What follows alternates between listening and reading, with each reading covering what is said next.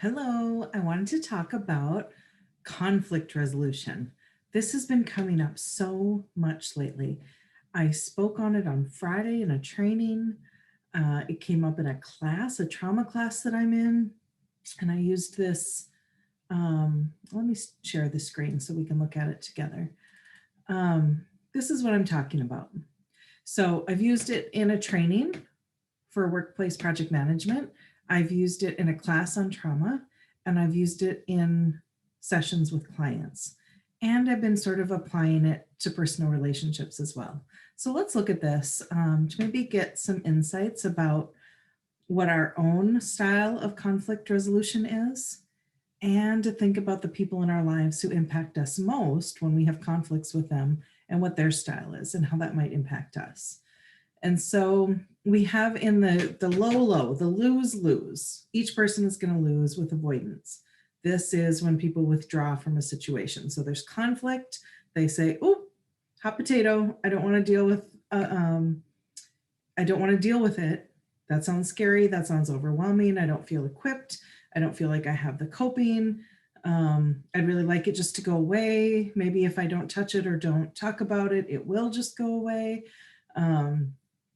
Particularly, this may be seen when somebody has some substance abuse or use issues where they have sort of an escapism coping method where it doesn't process things, doesn't solve things, it doesn't create solutions that are win-win.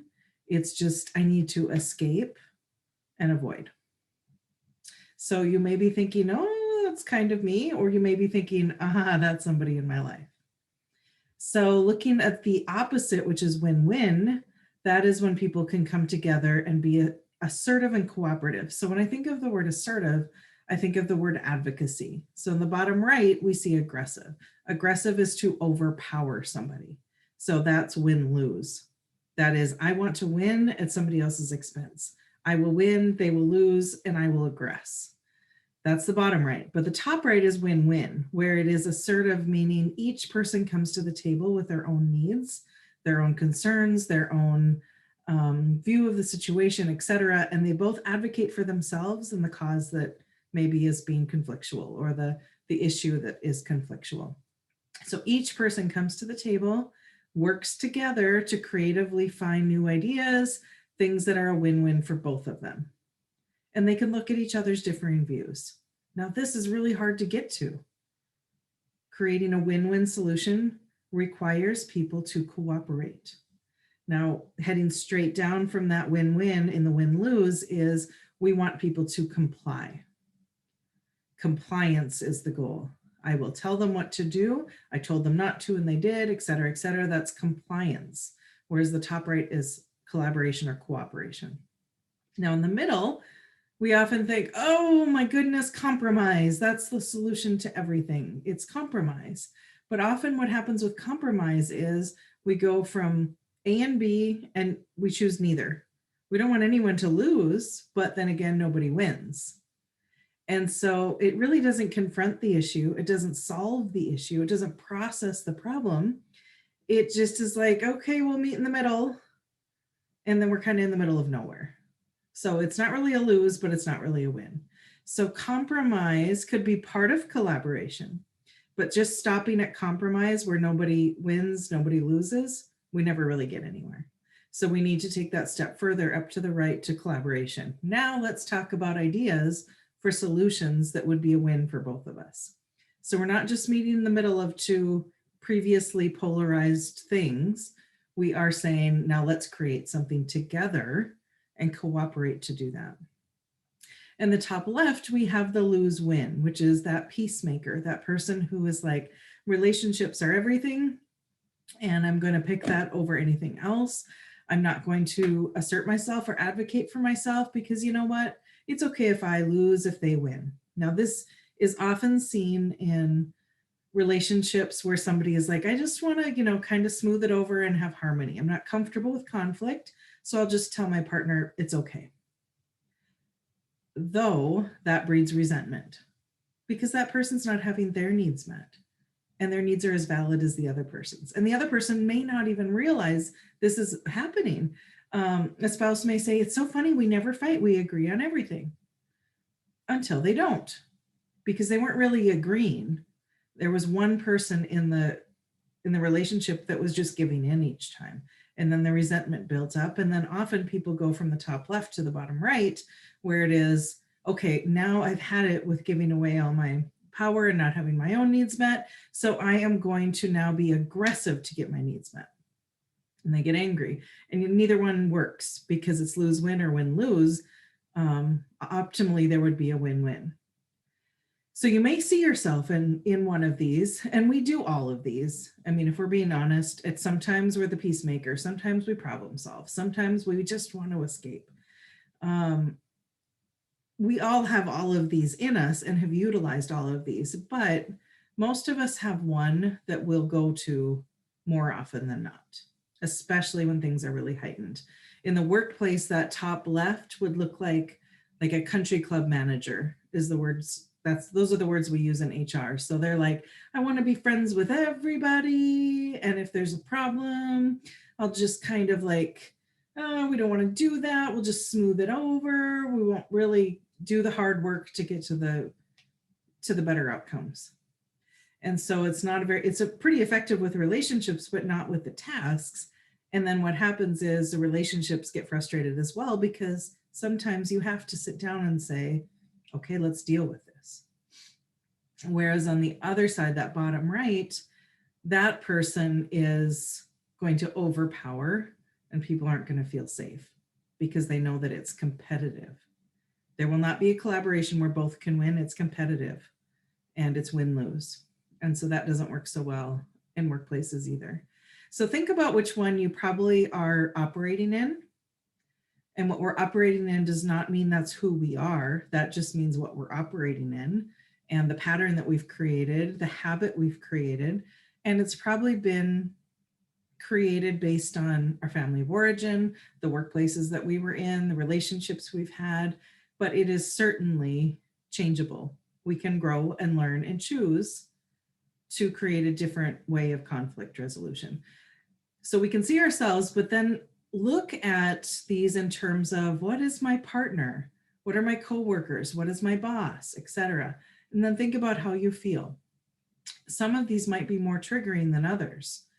The person who is the peacemaker, if I had a boss who was a peacemaker, it would be like, no, we really need to deal with this. And, that would be frustrating, perhaps. Somebody might experience it that way.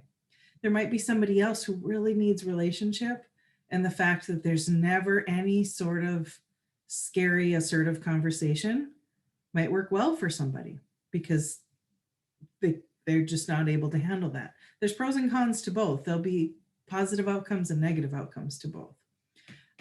Somebody who has an avoidant person in their life who just withdraws from every single situation, and there's conflict and you're saying, I need help, either to a partner or to a boss, to a coworker, like there's something happening, I need your support, I need your input, we need to find a solution. And they go silent and they disappear and they withdraw, and they kind of like, okay, the culture is everybody's going to withdraw because we don't want it to get heated. We don't want to have conflict. But conflict really only means there are differing views, differing opinions, differing ways of experiencing whatever is happening. So conflict's not a bad thing. It's a human thing. We're all unique individuals and we have a different sort of take on whatever it is that we're approaching. And so avoiding conflict is not realistic. And it doesn't solve the problem, it leaves it, and sometimes it exacerbates it. And then people often learn, if they work for somebody who's avoidant, they learn that it's going to end up lose-lose. And so why bother bringing it up? So we break our communication line if we lead in this way, because then people are like, I'm not going to bother bringing it because they're not even going to respond. With the competition one, they might say, I don't know if I should bring this because it's going to become a power play. With the accommodation, somebody might say, they're going to maintain harmony, but we're not really going to process and solve it. actions speak louder than words, right? So this accommodation person is probably in the moment going to say lots of things to make everyone feel better. But then the actions aren't going to follow, and it's going to lead to a lot of frustration on both sides because the conflict has not been resolved.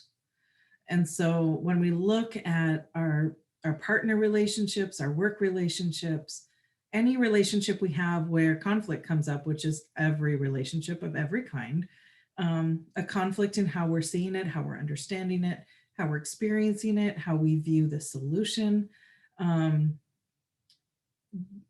We will have conflicts. That's absolute. But how we approach them will either lead to a lose-lose, a win-win, or some lose-win-win-lose. So being mindful that we can be in charge of this and we can control it once we're aware that this is at play within us, that, oops, we're avoiding, we're trying to escape from conflict that's reality, or we're trying to be too nice and it's backfiring on us because we wanted to make everyone happy and now nobody's happy. No, excuse my sneeze. Becoming aware of this will help us understand ourselves better, and then we can make a choice. Because now we have information, now we can make a choice. Is this how I want to operate? Is this how I want to approach conflict? And if we're aware of who we're in partnership with, who we're on a team with, who we're working for, and how they're approaching things, it'll help us recognize what's triggering me. What's triggering me that when I move in, they pull back, or I move in and they say, yeah, but then it doesn't happen. Is that triggering something in me? If I move in and it becomes competition, that's triggering. So there are some of these that will be more triggering to us than others and difficult for us to be in. So that is conflict resolution. I hope that that is helpful and insightful and can help you just gain more awareness in the relationships that you have and how conflict is being managed in those relationships and how that might be making you feel heightened, unheard, or unresolved, etc. And then what can you do about it? We can't change anybody else, but we can ourselves. So how do I view it? How do I perceive it? How do I take it personally or not? And then what are my choices of how I respond? So thank you for listening. I hope it was helpful.